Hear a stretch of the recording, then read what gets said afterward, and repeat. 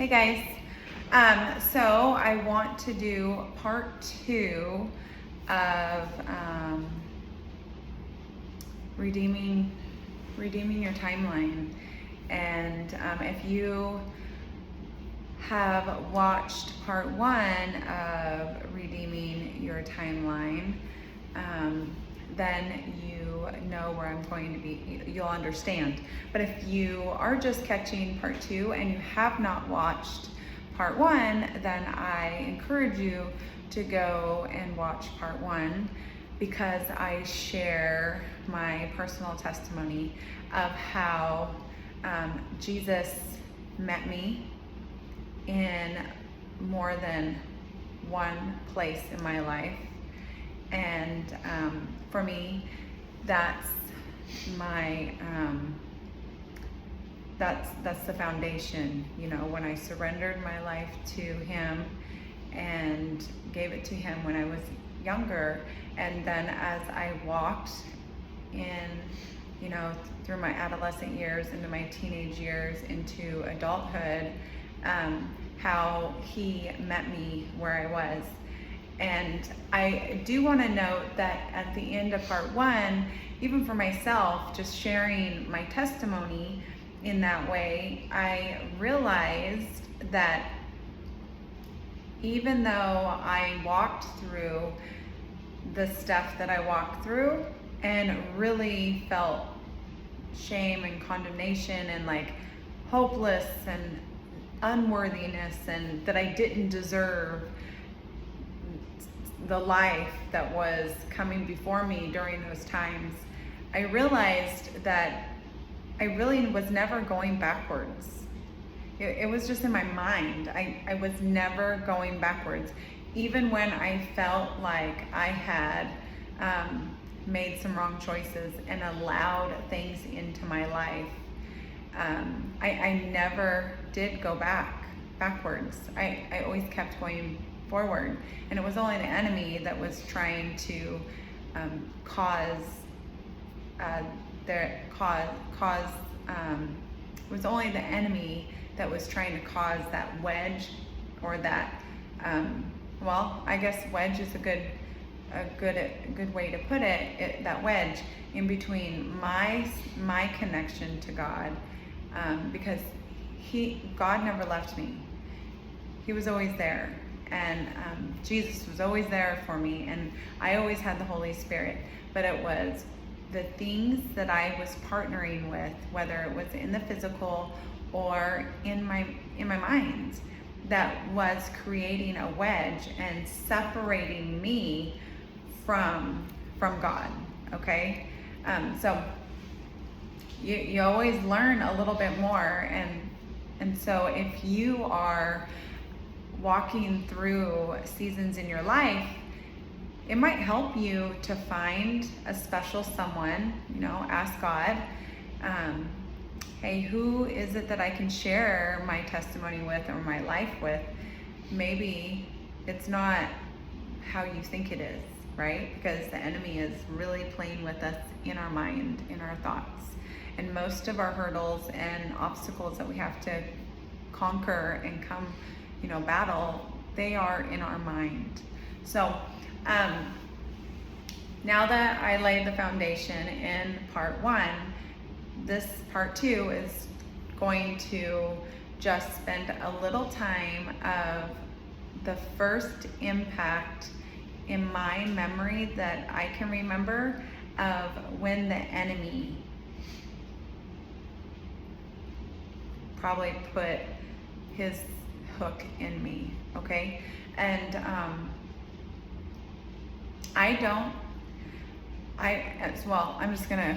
just gonna share it with you. Okay, so I go off of my memory, and I know that I'm 3 years older than my younger brother. Okay, so that's how I gauge the time. And during this season of time, I lived in an apartment with my mom and dad, and it was a 1-bedroom apartment. I loved the apartment. It was a very fun time as a little girl for me. But during this time, when my parents were working or whatnot, there was a babysitter that was around, and he was male. And I don't think that he was very old. I think he was an older teenager. And he, when he would take care of me, he would molest me. And so it was more of just manipulating my mind and making me do things to him. So that, as a little girl, I remember one time when my parents came home, and I remember him telling me to go and hide.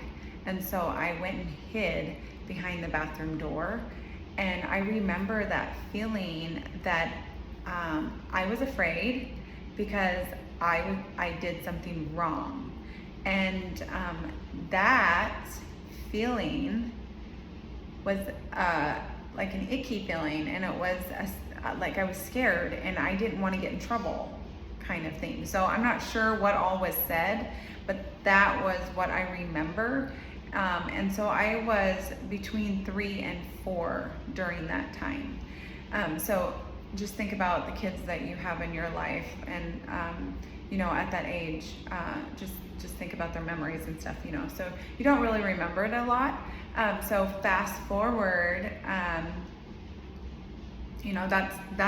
that is the memory that's like, oh my goodness, that's like the biggest, hugest ick ever for me. Okay. So fast forward to me, I'm 13, and I start having nightmares about this. So from that time until I was 13, I didn't remember any of that. But when I was 13, I started having nightmares, and nobody knew what to do with me, and I was suicidal. I was very angry, and I just really didn't understand what was going on with me. And then these memories started to take, they were not just a dream anymore. Like, I was remembering what happened, and I remembered who it was. And it was a very traumatic time for me. So I went to the doctors. They put me on some medication. That medication made me worse. So I got off that medication and everything, and just proceeded to live my life in the way that that I did. And so, I just continued my adult life. And I will tell you that that was a foundation for me of just feeling alone and icky. Okay. That was a time for me that I looked at sex and things of sex in a different way. And so how I enjoyed sex was different.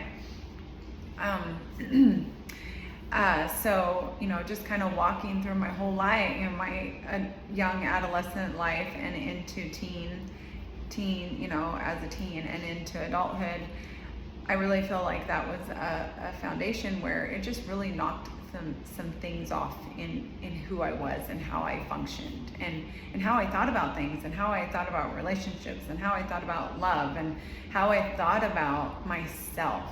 Okay.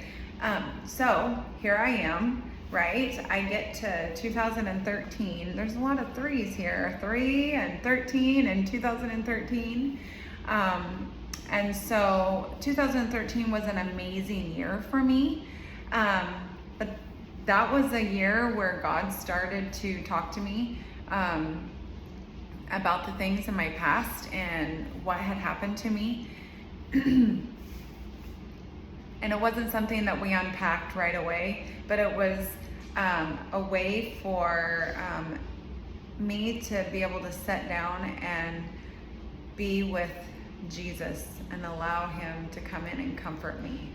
Okay? And I didn't understand what was going on. Okay? I didn't understand the process that I was going through, because it was something really tough for me, okay? And it really got into every relationship, whether it was just like a boyfriend, girlfriend, kind of just an innocent relationship, nothing sexual, but it was something that really caused that disconnect with me, with a relationship. And so 2013 was huge, and it was when I just really refound my relationship with Jesus and realized that God had never left me,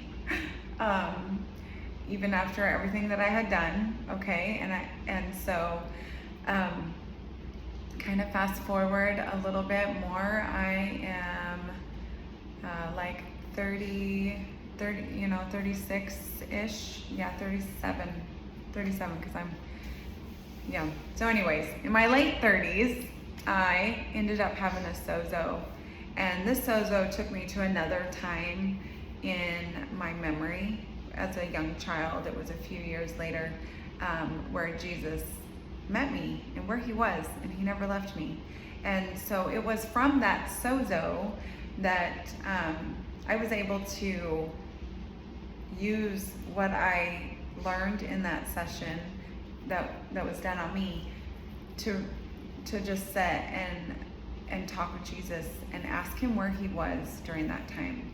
And he met me. He was there with me, and he met me. And I had thought that I had forgiven the abuser prior to that, but I didn't fully. And so he met me, Jesus met me, and I knew that I wasn't alone, and I knew it wasn't my fault. And I think just knowing that he was there, as awkward as it may seem, he was still there with me. And you know, through my mind, you know, like blocking it out of my mind, you know, I really think that like that memory was suppressed from me so that I could remember it, you know, when I was 13. Although I probably didn't handle it right because I just didn't have the right setup.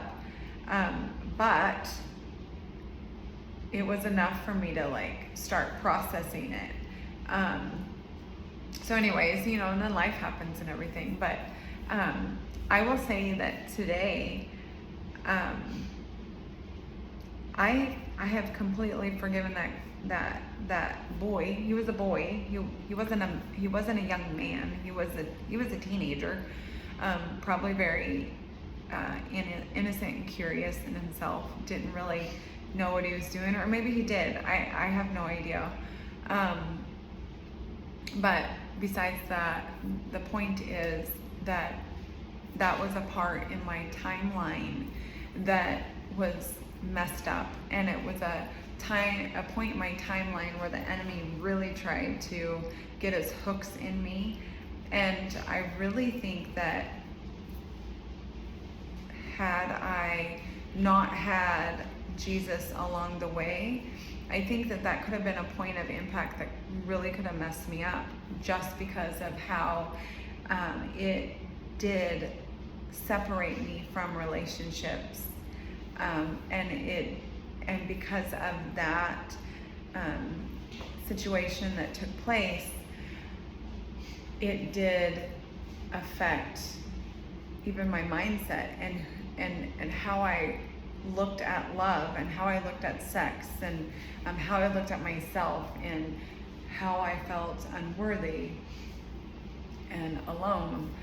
And so just allowing Jesus to come in to that area with me and to show me where he was at that time, it has been really helpful for me in that healing process. So here I am. I'm going to be 42 next month, and I'm really just now coming to a realization of some of the things that he's done for me within my timeline.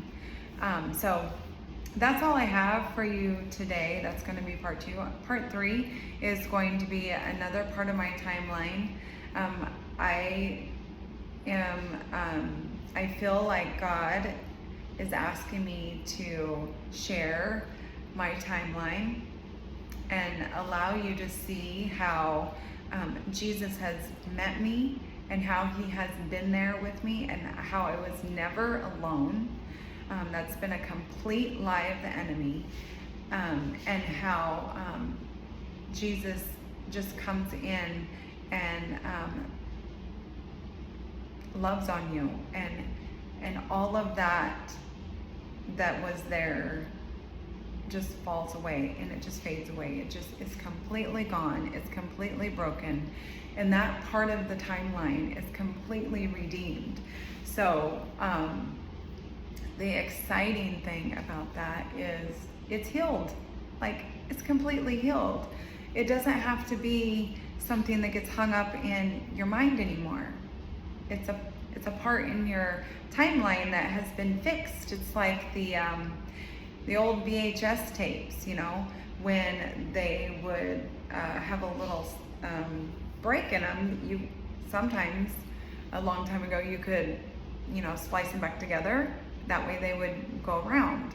And so that's kind of how I think. It's like, well, you know, I am now in a place where Jesus can take me by my hand, and he can take me to those points in my timeline and show me where he was. And so that's been my journey over the past few years.